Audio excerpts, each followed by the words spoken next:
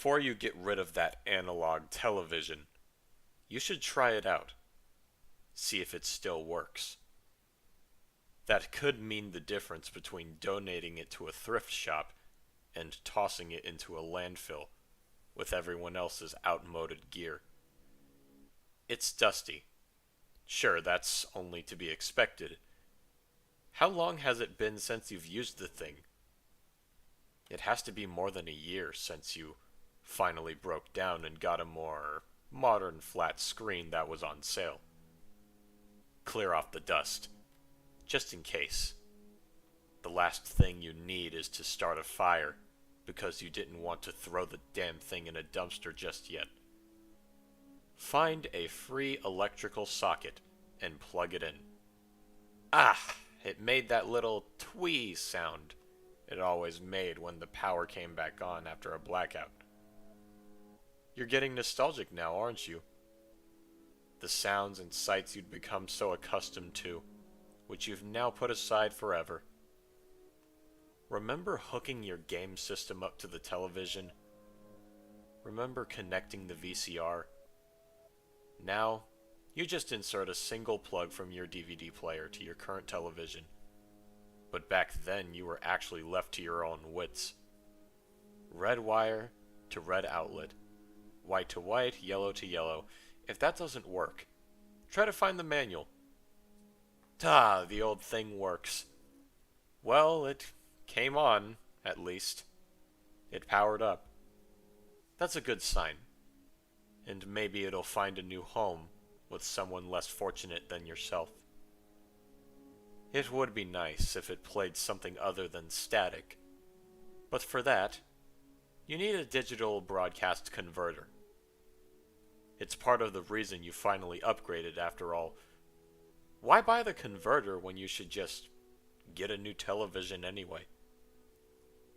The old TV still remembers the channels that were programmed into it. 3, 4, skipping 5, 6, and so on. The poor thing has always remembered what channels you could get, and has been waiting for you to come back and watch them. Kind of sad. Hey, what's this? Some faded, barely there picture. An analog broadcast still going. Isn't that illegal now? Didn't the government push everyone to digital? I don't know about you, but I think that's kind of strange. But seriously, what's this? What is this? Lean in closer, will you? See if you can pick out the shapes in the blizzard of black and white static. Turn it down a bit, though.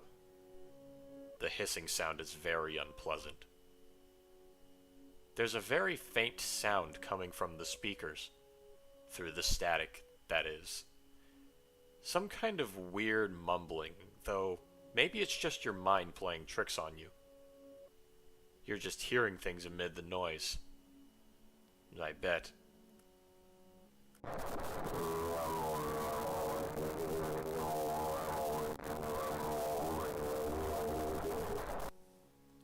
It just keeps going, like someone's having a conversation with themselves, and they aren't too worried about being clear.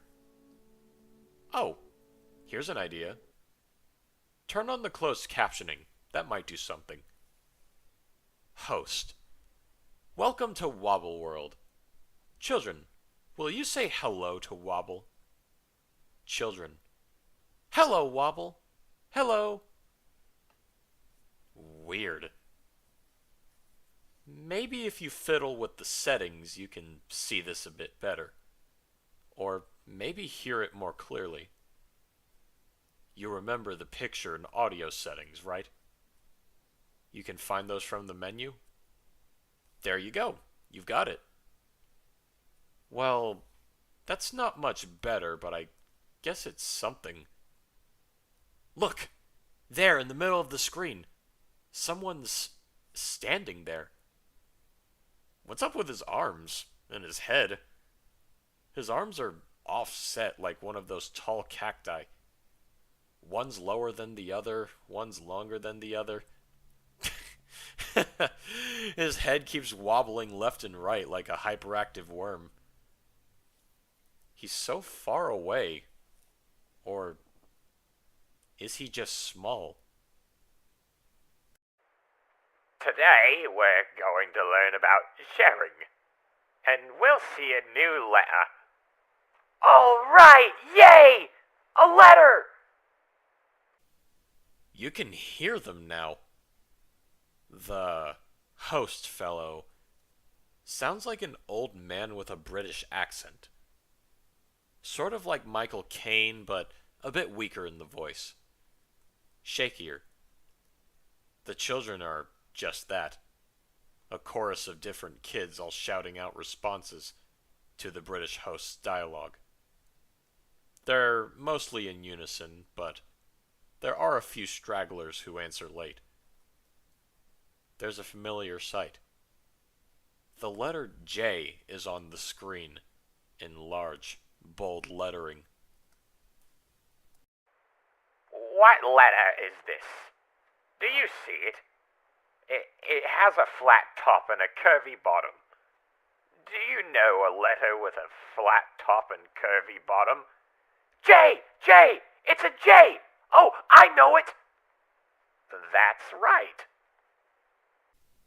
He sounds overexcited, like someone imitating a child. The letter J has a flat top and a curvy bottom. I say, you're all very smart indeed. He pauses, then sounds a bit concerned. Do you know any words that start with J? Silence. Come on. He sounds as if this is very urgent, but is trying to keep calm. He talks through gritted teeth. You can hear it. Does anyone know a word that starts with J? Anyone? Without warning, the picture shifts to that misshapen silhouette in infinite white space. It begins wobbling faster, more erratically. Its whole body seems to be twitching and shaking now. I think you're making Wobble upset. You're probably knitting your brow now, staring at the screen quizzically.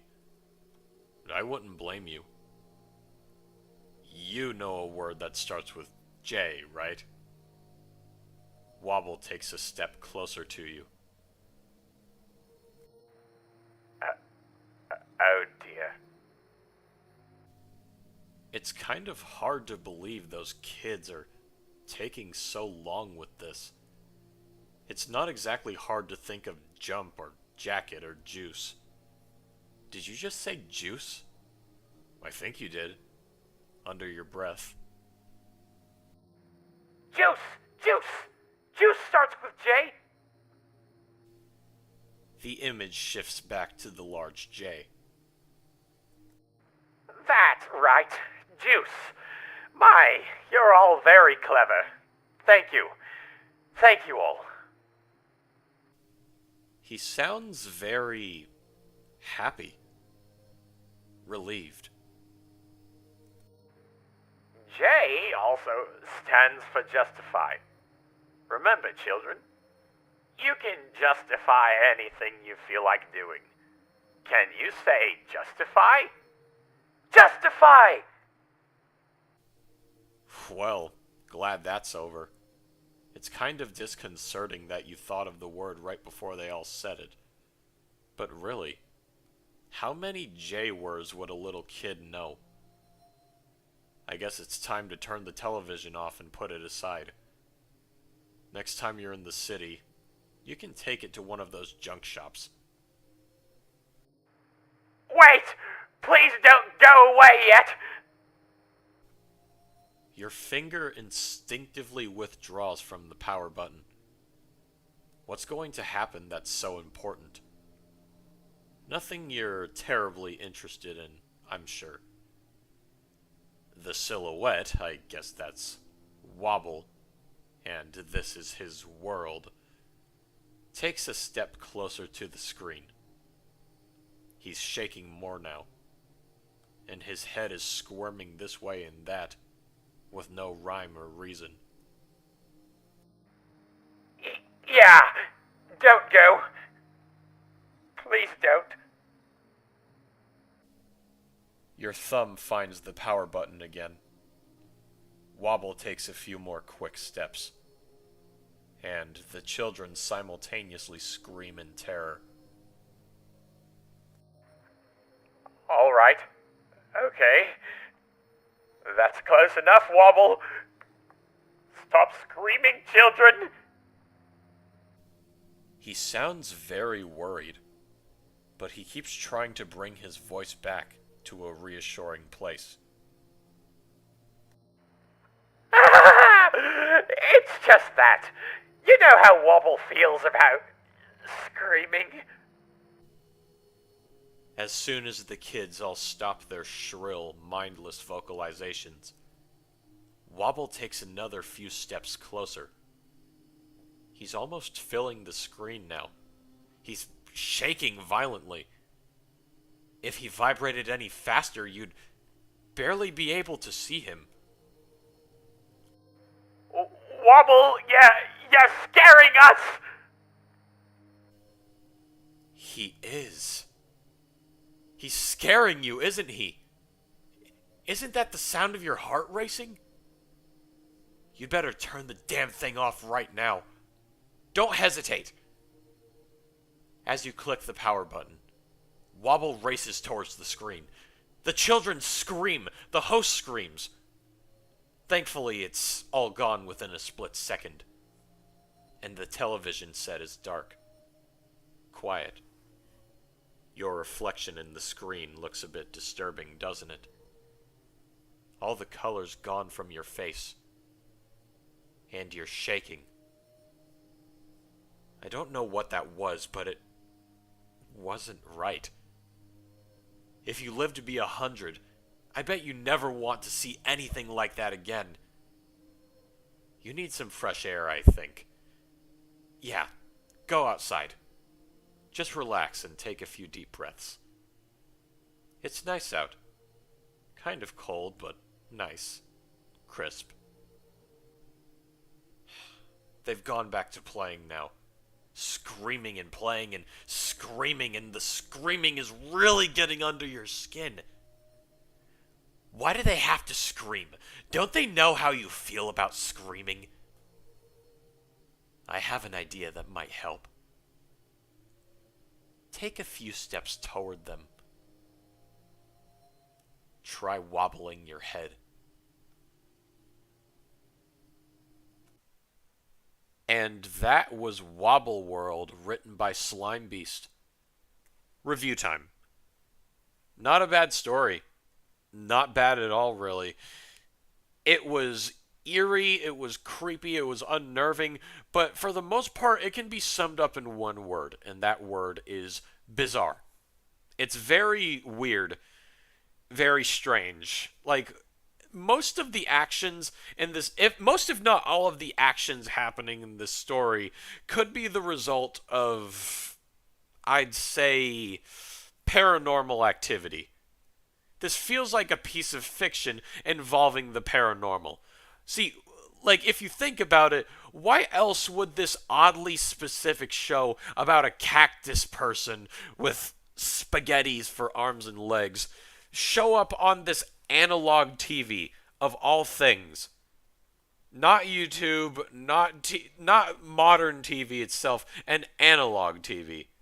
Something that went obsolete so many years ago. It really has you thinking, it has you wondering, like, what this Wobble character even is. He's obviously a cryptid, but what's his motivation? Like, what I think is happening in the end is he's approaching the TV because he's trying to get out of there and infect the main character, the viewer, who is being spoken to by this narrator. This narrator in the story describing what the main character is doing, like, more directly to them. I find that quite interesting. It's as if you are the one getting infected. You are the one who is actually Wobble to begin with. And that's a really cool twist. What I think is happening in this twist is that Wobble somehow managed to get out of the TV. It was too late when he turned it off, and that's why he looked the way he did.